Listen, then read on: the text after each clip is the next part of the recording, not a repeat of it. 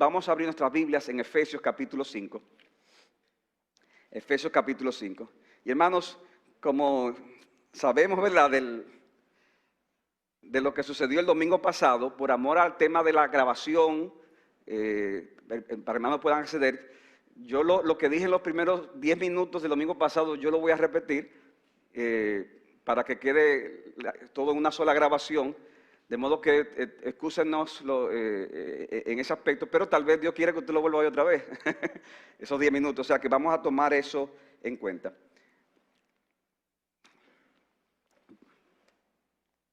Vamos a orar al Señor. Padre, gracias por este privilegio que nos das de venir a tu presencia y de predicar ahora tu palabra, Señor. Gracias porque a pesar de las dificultades, tú nos tienes aquí. Te pedimos, Señor, de que tú nos bendigas.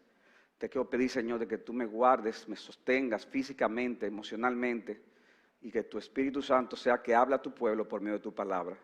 Líbranos de las maquinaciones del maligno, Señor, y usa este sermón para los que están aquí y para los que nos están viendo por las redes y los que nos verán, y que tu nombre sea glorificado en esta hora. Te lo suplicamos en el nombre de Jesús. Amén. Efesios capítulo 5. En la mañana de hoy, hermanos, vamos a continuar estudiando la carta de Pablo a los Efesios. Recuerden que los últimos 3 capítulos de dicha carta sirven como aplicación a las grandes doctrinas que se expusieron en los 3 primeros capítulos. El pastor Saladín, el domingo antepasado, concluyó el capítulo 4 de Efesios, explicándonos cómo el apóstol hacía un llamado a que debemos de abandonar ciertos pecados específicos y cambiarlos por aquellas virtudes que se le oponen. Dice el apóstol Pablo que debemos dejar la falsedad y hablar la verdad cada uno. Debemos dejar de airarnos, por lo que es justo, pero no debemos dejar que esa ira nos domine. Debemos dejar de robar, ¿y qué debemos hacer en cambio? Trabajar. Debemos dejar la palabra corrompida de nuestra boca y hablar palabras ¿de qué? De edificación. O sea que si solo nos concentramos en abandonar los pecados, pero no ejercitamos las virtudes que se le oponen, vamos a tener poco éxito en el crecimiento de nuestra vida cristiana. O sea, hay gente que se concentra solamente en el pecado, sí, pero si tú no llenas eso que estás dejando de hacer por lo opuesto, ¿qué va a pasar? Que te vas a sentir tentado a volver a caer en eso que era una debilidad. Y en los capítulos, en el texto de hoy, capítulo 5, 1 al 14, tenemos una sección similar a la que se estudió el domingo antepasado, aunque con características particulares, donde el apóstol trata trata otros pecados específicos y hace énfasis en cómo debemos vivir, de cómo debemos andar los cristianos al vivir en la luz de Dios. Cómo debemos andar los cristianos al vivir en la luz de Dios. Y el título del mensaje es El andar de los hijos de Dios. Y vamos a ver este pasaje bajo 2 encabezados. En primer lugar, vamos a ver que el andar de los hijos de Dios debe estar motivado por el amor del Señor. Y en segundo lugar, que el andar de los hijos de Dios debe ser consistente con la luz del Señor. De modo que veamos, en primer lugar, el andar de los hijos de Dios debe de estar motivado por el amor del Señor. Dice así, capítulo 5, versículos 1 al 2 de Efesios. Sed pues imitadores de Dios como hijos amados, y andad en amor, así como también Cristo os amó y se dio a sí mismo por nosotros, ofrenda y sacrificio a Dios como fragante aroma. Hermanos, en estos 2 versículos Pablo nos da 2 exhortaciones generales, con sus correspondientes razones como formas de ¿qué? De motivarnos a cumplir con las directrices que Pablo ha venido hablando y que mencionó en el capítulo 4, los versículos 25 al 32, de que abandonáramos cierto pecado y lo sustituyéramos por virtudes que se le oponen, como ya mencionamos. Y estas 2 declaraciones que da el apóstol aquí en Efesios 5 son como una especie de resumen de lo que ha dicho anteriormente, pero sirve como puente también para lo que va a decir. ¿Y cuál es la primera exhortación? A que seamos imitadores de Dios. Sed pues imitadores de Dios. Y hermanos, eso es un mandato que lo vemos a todo lo largo de la Biblia. Dice Mateo 5:48, sed pues vosotros perfectos como vuestro Padre que está en los cielos es perfecto. Lucas 6:36, sed misericordiosos así como vuestro Padre es misericordioso. Primera de Pedro 2:16, sed santos, ¿por qué? Porque yo soy santo. Esas son declaraciones, mandamientos que se nos da en la Escritura a ser imitadores de Dios. Y como decíamos, aunque hay aspectos del ser de Dios que escapan completamente de nuestra mente, Piensen, por ejemplo, en la inmutabilidad de Dios, que lo vimos en la clase hace un par de semanas. Y aunque hay otros aspectos del ser de Dios que podemos comprenderlo mejor, pero que están en un plano infinitamente superior, la Biblia nos dice que debemos de imitar a Dios. Debemos de imitar a Dios. La clase del viernes pasado que nuestro hermano hablaba, Alejandro, era acerca, por ejemplo, de la justicia de Dios. Y cómo nosotros debemos de imitar ese atributo de Dios. Nosotros debemos de imitar a Dios al ver el pecado como Él lo ve. Aborrecerlo como Él lo aborrece. Deleitarnos en la santidad como Él se deleita. Y etcétera, etcétera. Y Pablo dice que debemos de hacerlo por el hecho mismo de nuestra identidad.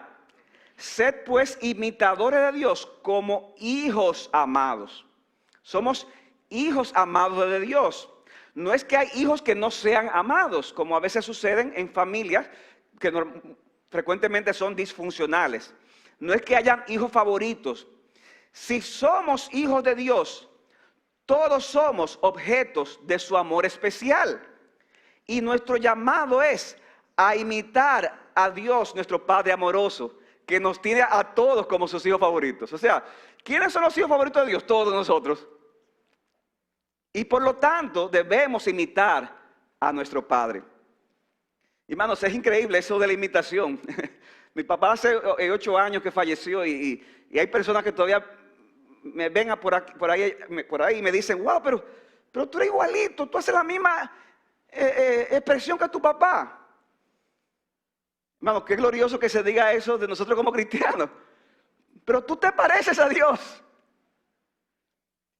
Pero Pablo es más específico y nos exhorta a ¿qué? A andar en amor. O sea, ok, vamos a imitar a Dios, pero vamos a aterrizarlo más. Y ahora dice que debemos de andar en amor. Así como el Padre nos considera sus hijos amados por decisión propia, nosotros estamos llamados a reflejar ese amor en los demás. Así como Él nos ama a nosotros de manera especial, nosotros debemos de amar a los demás de esa manera. Y cuando amamos así, ¿qué va a pasar, hermanos? Cuando amamos así, con el amor de Dios, con el amor de Dios amamos a otros, no haremos aquellas cosas que le desagradan a Dios, pero tampoco afectaremos negativamente a los que nos rodean. Si yo te amo a ti, yo no te voy a robar, no te voy a mentir, no te voy a gritar. ¿Y cuál es la motivación que nos da el apóstol para imitar a Dios de esta manera específica en el tema del amor? El amor de Cristo mostrado en el Evangelio. Capítulo 5, versículo 2 en su segunda parte. Dice, así como también Cristo os amó y se dio a sí mismo por nosotros, ofrenda y sacrificio a Dios como fragante aroma. Hermanos, no fue algo inevitable lo que Cristo hizo por nosotros. O sea, no era que, oye, que Él estaba obligado a hacerlo. Él se presentó ante Dios como una ofrenda. Es decir, los sacerdotes, ¿qué hacían? Llevaban corderos para que fueran sacrificados por causa del pecado del pueblo. Cristo mismo, que era el sacerdote, se presentó también como el cordero para ser sacrificado. ¿Y qué dice? Ese sacrificio fue recibido a Dios como un fragante aroma. ¿Y por qué Cristo hizo eso por nosotros? Por amor. Por amor. Juan 13:36 dice Cristo, un mandamiento nuevo os doy, que os améis los unos a los otros, que como yo os he amado, así también os améis los unos a los otros. Cuando amamos así, estamos imitando el ejemplo de nuestro Señor. Y cuando nos damos por los demás bajo esta motivación, mis hermanos, esto subirá como fragante aroma delante de la presencia de Dios. Pero estas dos exhortaciones generales también se conectan con lo que va a decir el apóstol a partir del versículo 3, en la que nos hace un llamado a rechazar ciertos pecados que caracterizan de manera especial al mundo de las tinieblas para poder vivir en la luz del Señor. De modo que habiendo visto en primer lugar que el andar del cristiano debe estar motivado por el amor del Señor, veamos en segundo lugar que el amor del cristiano debe ser consistente, el andar del cristiano debe ser consistente con la luz del Señor. Capítulo 5 del 13 al 14. Y cuando se habla de la luz del Señor, hermanos, esto tiene consecuencias de cosas que los creyentes no debemos hacer y otras que sí debemos hacer, parecido a la sección anterior. Pero, oigan bien, en esta sección específica, Pablo se concentra en pecados relacionados con el sexo y con el amor al dinero. Se concentra específicamente en pecados que están relacionados a la sexualidad y al amor al dinero. Dice los versículos 3 al 5, pero que la inmoralidad y toda impureza o avaricia ni siquiera se menciona entre vosotros como corresponde a los santos, ni obscenidades, ni necedades, ni groserías que no son apropiadas, sino más bien acciones de gracia. Vamos a dejarlo ahí hasta el versículo 4. Con respecto a las prácticas sexuales ilícitas, primero se usa el término inmoralidad. Dice, pero que la inmoralidad, que en algunas versiones se traduce como fornicación. ¿Y qué es la inmoralidad? ¿Qué es la fornicación en este contexto? Se refiere a cualquier acto de índole sexual que esté fuera del ámbito del matrimonio. Cualquier acto, cualquier actividad relacionada con las prácticas de la sexualidad que esté fuera del ámbito del matrimonio. O sea que esto incluye las relaciones sexuales prematrimoniales, incluye obviamente los actos de adulterio, incluye obviamente las relaciones homosexuales y cualquier otra relación, cualquier otra actividad sexual que se salga de la norma del matrimonio heterosexual. Cito aquí a un comentarista Arnold, dice lo siguiente, porque hermanos, uno lee estas cosas y uno dice, wow, pero parece que la está escribiendo para hoy. Bueno, la Biblia siempre va a ser relevante, pero eso también fue relevante en su tiempo. Oigan esto, la actividad sexual ilícita era un problema muy difícil de superar para los nuevos cristianos gentiles de la iglesia primitiva. Las relaciones adúlteras, los hombres que se acostaban con sus esclavas, el incesto, la prostitución, las relaciones sexuales sagradas en los templos locales y la homosexualidad formaban parte de la vida diaria.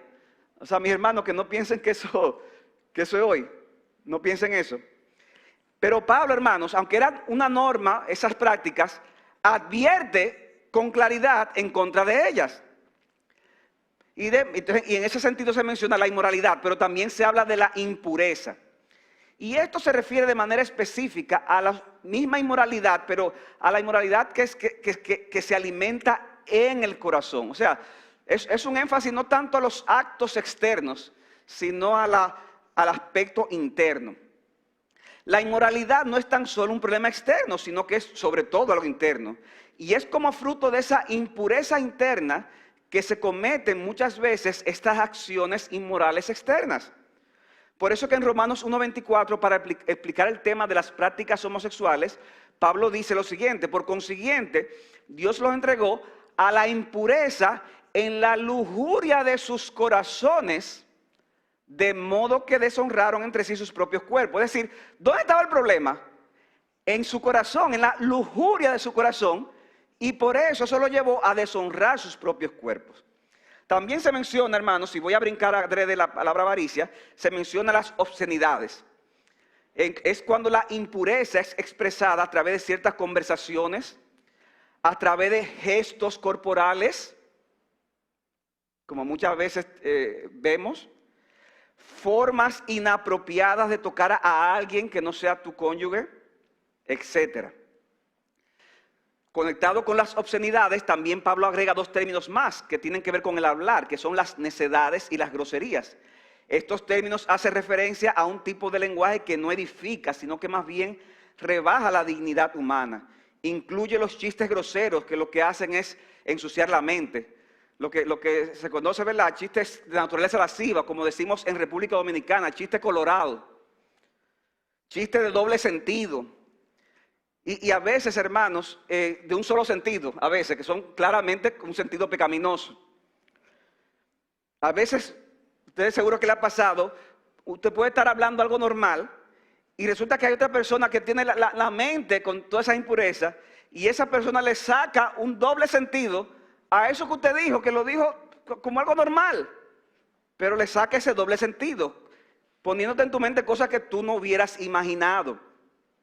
Y Pablo nos dice que es inapropiado tener este tipo de comportamiento y este tipo de hablar.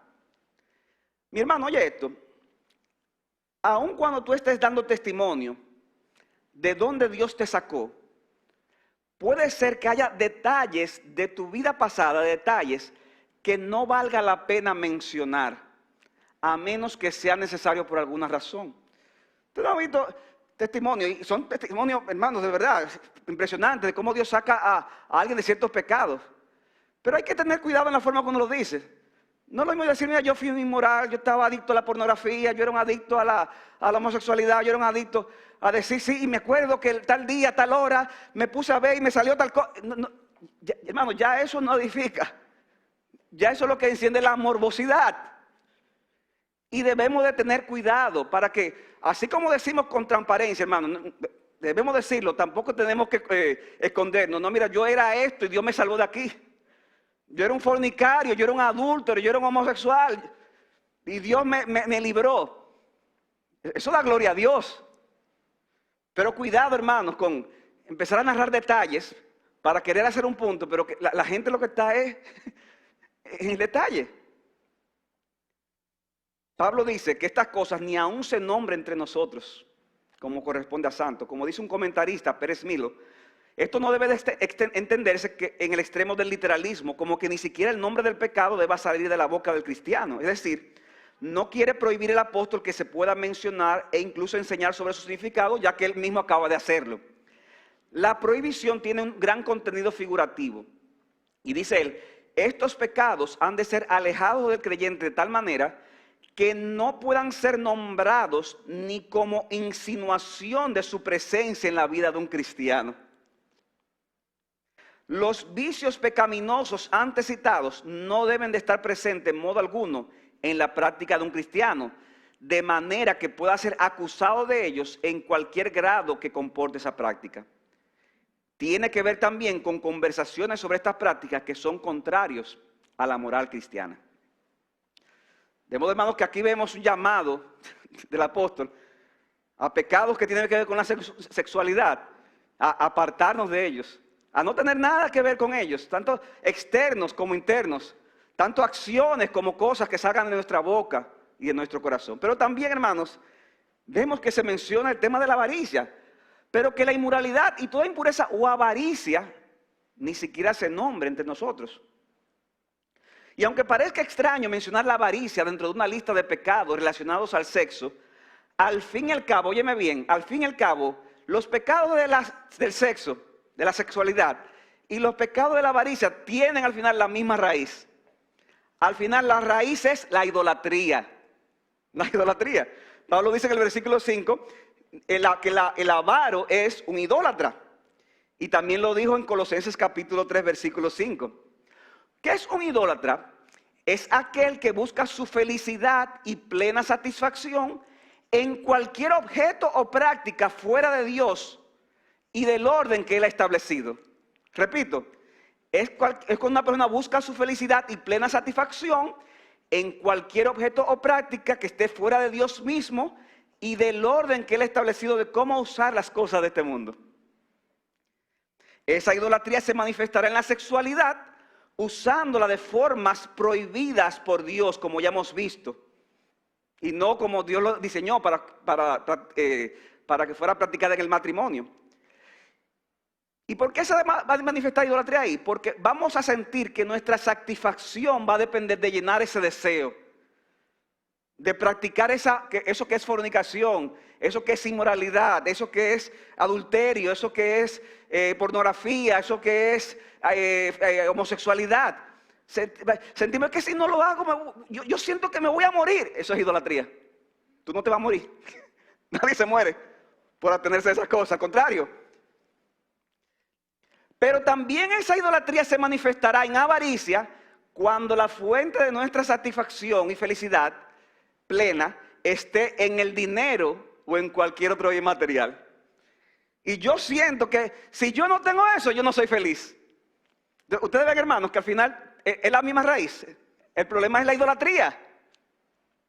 Pablo advierte a Timoteo de que la raíz de todos los males es el amor al dinero. Y añade, por el cual, codiciándolo algunos, se extraviaron de la fe y se torturaron con muchos dolores.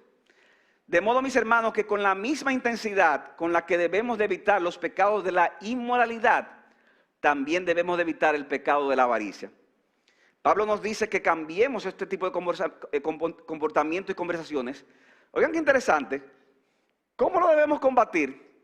Pablo dice, con acción de gracias. Versículo 4. Ni obscenidades, ni necedades, ni groserías que no son apropiadas, sino más bien acciones de gracia. La palabra ahí es Eucaristía. Hace referencia a eso, es una acción de gracias. Nuestra forma de hablar debe reflejar una actitud de agradecimiento y alabanza a Dios por todos sus favores. En el área de la sexualidad, por ejemplo, nosotros daremos gracias a Dios por la forma en que podemos agradarle nuestra condición, sea que seamos casados, sea que seamos solteros. De igual manera, en cuanto a los bienes materiales, daremos gracias a Dios con lo que sea que tengamos, sea mucho o sea poco. Sinclair Ferguson lo expresó de una manera que me impactó. Dice él: cuando vemos a las personas y a las cosas a la luz de Dios y su palabra y le expresamos gratitud a Dios por sus buenos y misericordiosos dones, oigan esto, no podemos simultáneamente desearlos de forma ilegítima. O sea, usted no va a dar gracias por algo que usted sabe que es ilegítimo. Usted da gracias por algo que usted sabe que es legítimo. Tampoco podemos ser simultáneamente agradecidos y egoístas. Dice, las conversaciones incontroladas, los deseos y los actos pecaminosos son arrastrados por su gracia. Pregúntate, ¿cómo puedo ser agradecido por esto? Y habrás dado el primer paso para una vida más pura.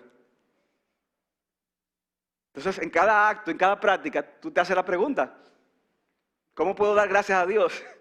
Mire, si es incorrecto, mire, eso se va a desterrar. Y usted lo va a usar de una manera que agrade a Dios. El apóstol nos da entonces varias razones de por qué un cristiano no querrá tener nada que ver con la inmoralidad. Y la primera razón la vemos en el versículo 5. Nos dice que la práctica de estas cosas excluye a una persona de la herencia celestial.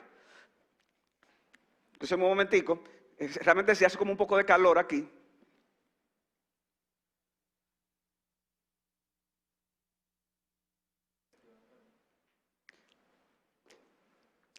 Seguimos aquí, mis hermanos. La primera razón que se nos ofrece es que la práctica de estas cosas ya mencionadas excluye a una persona de la herencia celestial. Dice el versículo 5. Pero con certeza sabéis esto, que ningún inmoral, impuro o avaro que es idólatra tiene herencia en el reino de Cristo y de Dios. La salvación es por gracia por medio de la fe. Pero esta fe ha de manifestarse a través de ¿qué? De frutos. Y parte de estos frutos será el esfuerzo sincero por batallar cada día en contra de estos pecados que están a nuestro alrededor y que están también en nuestros corazones. Porque, hermanos, acuérdate, al final el principal enemigo está dentro de ti, está dentro de mí. Si decimos que somos hijos de Dios e imitamos a Cristo, si lo decimos, pero no luchamos, sino que más bien practicamos la inmoralidad y la avaricia, entonces realmente no somos cristianos y por lo tanto no participaremos de dicha herencia. Y Pablo advierte con eso al respecto. Pero también, en segundo lugar, él da otra razón, y es que por la que un cristiano, no querrá tener nada que ver con estas cosas, que es una consecuencia de la primera razón. Y es que el que practica estas cosas trae sobre sí la ira de Dios. Versículo 6. Que nadie os engañe con palabras vanas, pues por causa de estas cosas la ira de Dios viene sobre los hijos de desobediencia. Miren cómo Pablo nos advierte en contra de personas que pueden engañarnos, diciendo que nadie los engañe. ¿Leyeron ahí? Nadie los engañe. Porque hay personas que pueden engañarte diciéndote que esos pecados no son tan serios, pero todo el mundo lo hace. Son comunes. Eso no tendrá consecuencia. Dice el apóstol todo lo contrario, esos pecados traerán la ira de Dios sobre aquellos que por no obedecer son llamados hijos de desobediencia. Y por eso dice el versículo 7, por tanto no seáis partícipe con ellos. Hermanos, no debemos de estar jugando con fuego pensando que eso no nos va a afectar. Queridos hermanos, no juguemos con fuego. Y cuando digo hermanos, ¿verdad? Lo hago en el término genérico, hermanos y hermanas. Porque a veces hay hermanas que piensan que eso es para los hombres. No, eso es para todos. No juguemos con fuego. Hay lugares donde no se debe de ir. Hay personas con las que no se debe de intimar. Hay cosas, muchas cosas que no se deben de ver ni oír. ya que si le damos cabida, terminaremos siendo partícipes de alguna manera de estas obras de las tinieblas. El mayor acto de valor que puede hacer un cristiano ante ciertas situaciones será, ¿sabe qué? Huir, como lo hizo José en Egipto. Huir. Y ese va a ser el mayor acto de valentía que puede hacer un creyente en determinadas circunstancias. La tercera razón que da Pablo para no tener nada que ver con estos pecados sexuales ni de la avaricia es que él nos dice, que ha habido un cambio de identidad en nosotros. Ha habido un cambio de identidad en nosotros. Antes, dice él, éramos hijos de las tinieblas, pero ahora somos hijos de la luz, que es una forma de decir que ahora tenemos una vida nueva dada por Dios. Y por lo tanto, si tenemos una vida nueva dada por Dios, debemos de vivir en consecuencia con lo que ya somos. O sea, no es para que seamos hijos de luz que vamos a practicar estas cosas, es porque ya lo somos. Y como somos, debemos actuar en consecuencia de nuestra identidad. Versículo 8. Porque antes erais tinieblas, pero ahora soy luz en el Señor. Ya ustedes lo son. Ahora anden como hijos de luz. Y es la misma idea que si somos hijos amados de Dios, capítulo 5, versículo 1, debemos ser imitadores de Dios. Y mis hermanos, nosotros somos hijos de luz. Oigan esto, porque estamos unidos a la luz verdadera que es Jesucristo. Él mismo lo dijo en Juan 8:12. Yo soy la luz del mundo. El que me sigue no andará en tinieblas, sino que tendrá la luz de la vida. Cuando seguimos a Cristo, que es la luz del mundo, entonces Él mismo, que es la luz de la vida, nos ilumina. Y por eso dice también en Juan 12:36, mientras tenéis la luz, creed en la luz, que es Cristo. ¿Para qué? Para que seáis hijos de la luz. ¿Y qué es lo que va a producir en nosotros, hermanos, si andamos en esa luz que es Cristo? ¿Qué va a producir en nosotros? Versículo 9.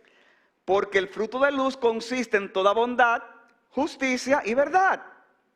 Andaremos no en inmoralidad, no en avaricia, sino que andaremos en aquello que es bueno, en aquello que es justo y en aquello que es veraz. Porque hermanos, la inmoralidad te promete mentiras. La avaricia te promete mentiras.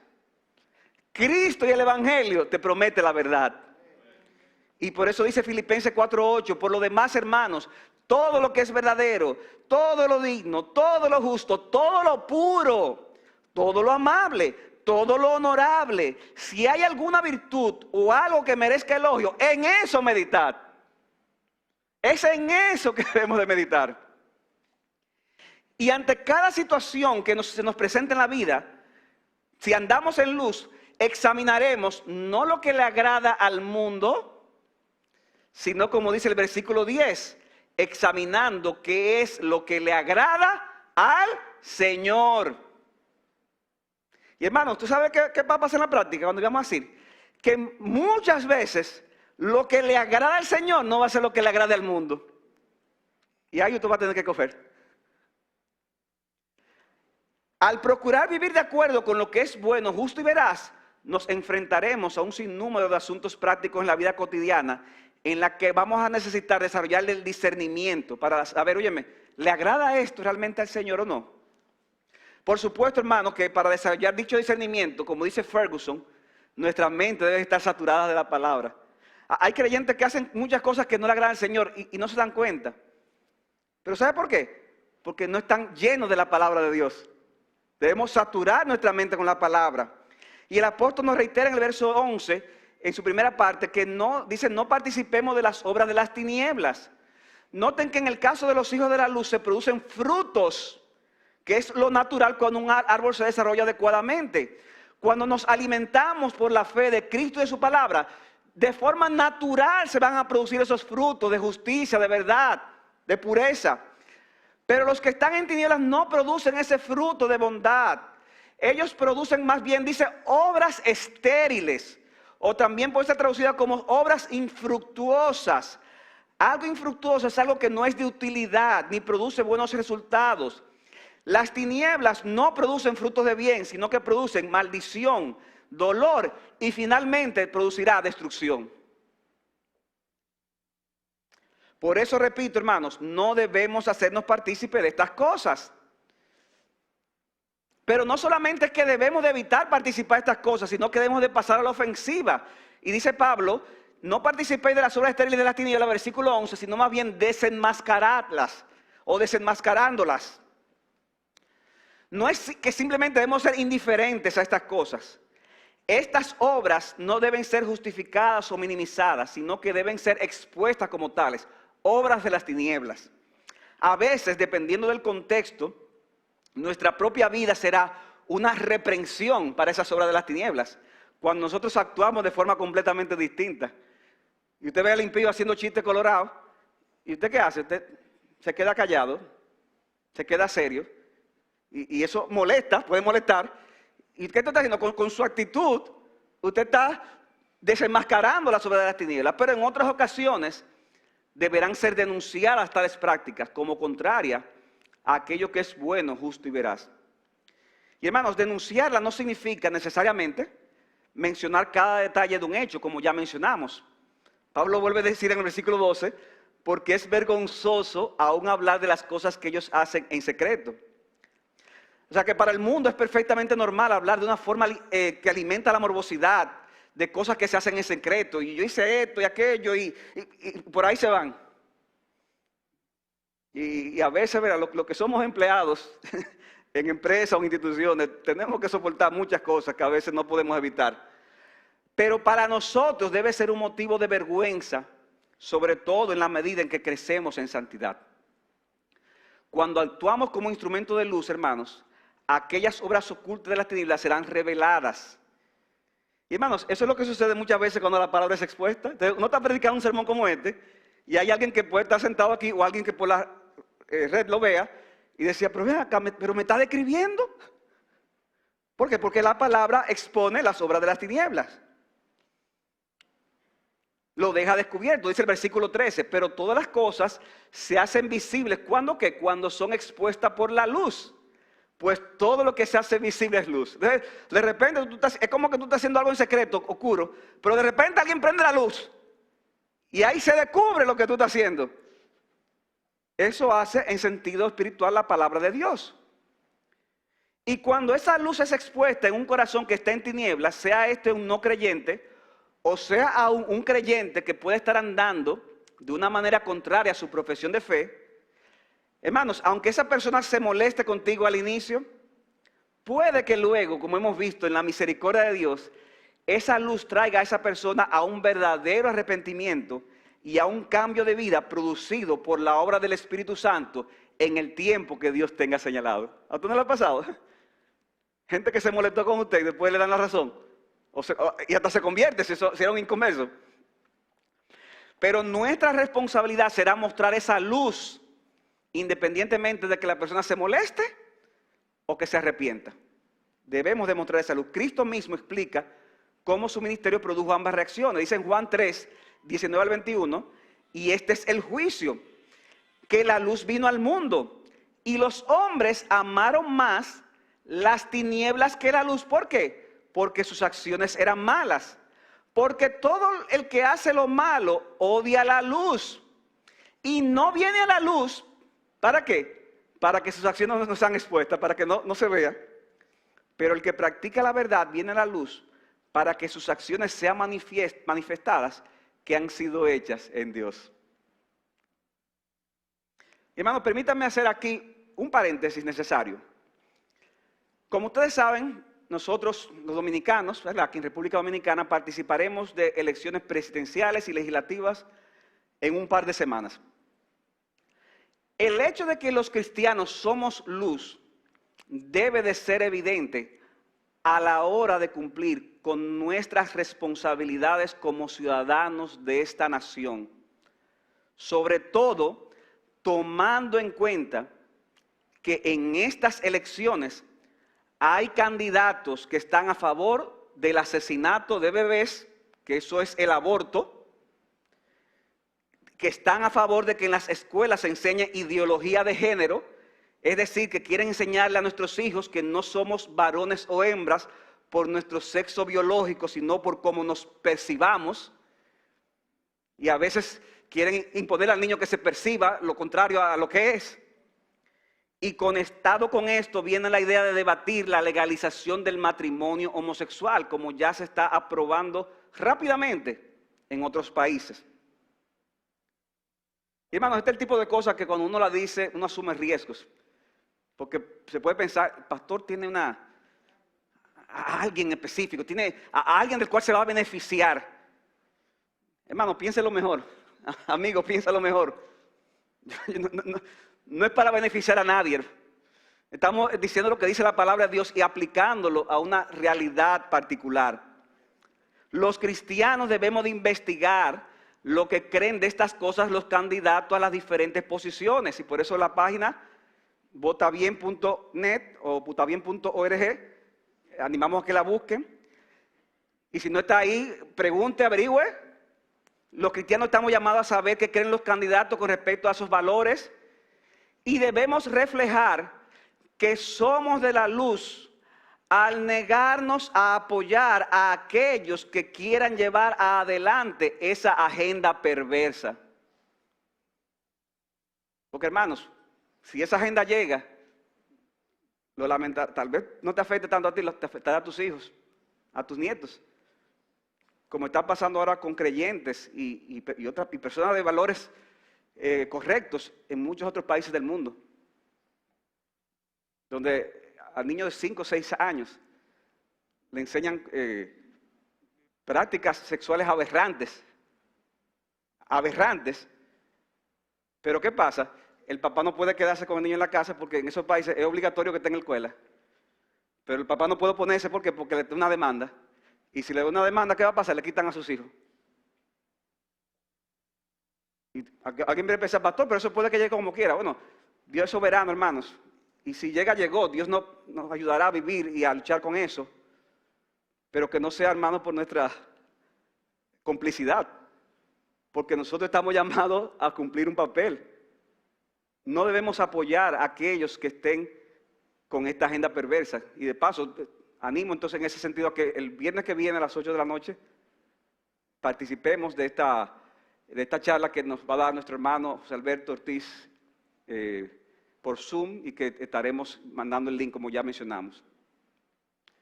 Cierro el paréntesis. Pablo entonces concluye esta sección que estamos analizando con esta poderosa exhortación, versículo 14. Por esta razón dice, despierta tú que duermes y levántate de entre los muertos y te alumbrará Cristo. Por la forma en que está elaborada esta frase, los estudiosos entienden que esta era una especie de himno antiguo que se cantaba en la iglesia primitiva o tal vez una frase que se usaba como parte de la liturgia.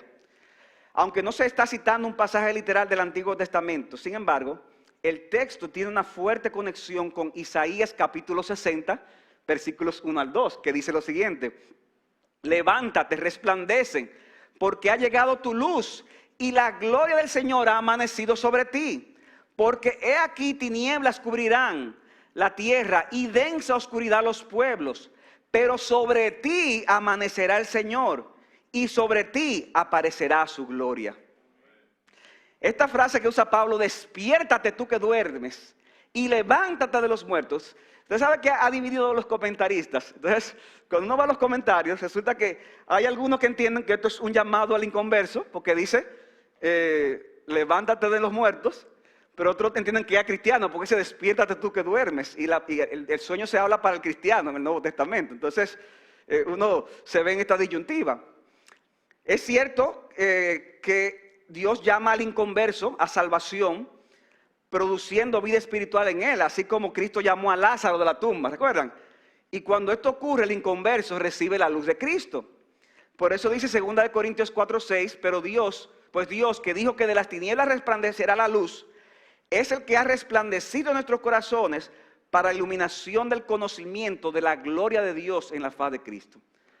De modo que a ti, mi amigo, que estás escuchando este mensaje en esta ocasión, Dios te llama a que vengas a Él, a que reconozca tus pecados y creas en el único que te puede salvar, cuyo nombre es Jesucristo. Quiera Dios resplandecer en tu corazón para que tu entendimiento sea iluminado y puedas ver la hermosura de la salvación que es en Cristo. Sin embargo, hermanos, es mi inclinación a pensar que este pasaje principalmente es un llamado a todos los cristianos, que es a quien Pablo le habla principalmente en esta carta. Es un llamado a todos los cristianos a que despertemos del sueño en el que muchas veces nos vemos atrapados por este mundo y por nuestro propio corazón, para que Cristo brille como debiera brillar en nuestras vidas. Ese es el llamado. Como dice el comentarista Arnold, lo que Pablo pretende con este llamamiento, oye esto, que esos que persisten en patrones de comportamiento pecaminoso cambien. Que cambies, mi hermano, que cambiemos. Que sean más conscientes de su nueva identidad en Cristo. Que reconozcan que su estilo de vida actual está en conflicto con su nueva identidad. Y que tomen los pasos adecuados para abandonar esos comportamientos oscuros y pecaminosos y desobedientes. Que cambiemos, que como creyentes nos arrepintamos de nuestros pecados para que seamos avivados en la luz de Jesucristo. Y esto concuerda, hermanos, con otros pasajes. Dice Pablo en Romanos 13, del 11 a 14, y haced esto conociendo el tiempo, que ya es hora de despertarnos del sueño. Porque ahora la salvación está más cerca de nosotros que cuando creímos. La noche está muy avanzada y el día está muy cerca. Por tanto, miren la idea cómo se conecta. Desechemos las obras de las tinieblas y vistámonos con las armas de la luz. Andemos decentemente como de día, no en orgías y borracheras, no en promiscuidad sexual y lujurias, no en pleitos y envidias. Antes bien, vestidos de esa luz que es nuestro Señor Jesucristo, y no penséis en proveer para las lujurias de la carne. Y un último pasaje, 1 Tesalonicenses 5, 4 en adelante, dice: mas vosotros, hermanos, no estáis en tinieblas, para que el día os sorprenda como ladrón. Porque todos vosotros sois hijos de la luz e hijos del día. No somos de la noche ni de las tinieblas. Por tanto, no durmamos como los demás, sino que estemos alerta y seamos sobrios. Porque los que duermen, de noche duermen. Y los que se emborrachan, de noche se emborrachan. Pero puesto que nosotros somos del día, seamos sobrios, habiéndonos puesto la coraza de la fe y del amor, y por yelmo la esperanza de la salvación. Mis hermanos, a manera de conclusión, Dios nos está llamando a todos nosotros a que despertemos en un sentido espiritual, a que seamos reavivados, a que aborrezcamos todas esas obras de las tinieblas y a que dejemos que la luz gloriosa y bienaventurada de nuestro Señor Jesucristo brille en nosotros como nunca antes lo había hecho. A eso nos llama el Señor. Y mis hermanos, en esto todos somos pecadores. Yo reconozco que no he vivido a la luz de este pasaje. Y le he pedido perdón al Señor y le he pedido: Señor, ten misericordia de mí. Y úsame como un instrumento santo para la gloria de tu nombre.